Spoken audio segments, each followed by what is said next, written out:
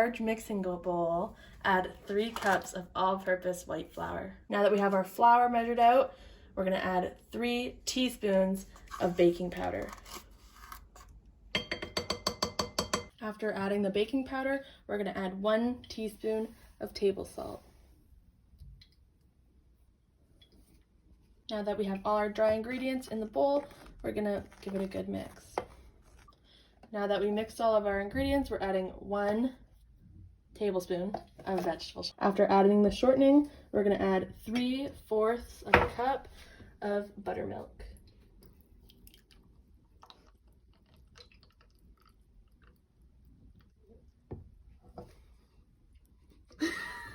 After adding the buttermilk, we're going to give it a quick stir, and then we're going to start kneading our dough. Now that our dough is mixed up, we're going to put it on the counter and start to knead everything together.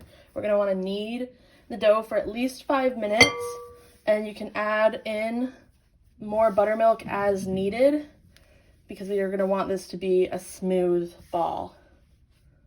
After a few minutes of kneading and adding in a little bit extra buttermilk, our dough is looking pretty good. So we're going to place it in a glass bowl, cover it up with saran wrap on top, and let it sit for at least 30 minutes to rise. Now that our dough has risen, we're going to start taking off about golf ball sized chunks, flattening them out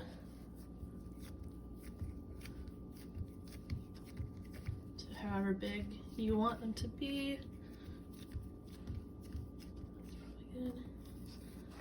And we're going to take some olive oil and just put some olive oil over the top and bottom. Place it on the air fryer basket and then repeat for however many is going to fit in your air fryer. Now that they're all rolled out and have oil on the top and bottom, we're placing them in the air fryer at 360 degrees, 4 minutes aside.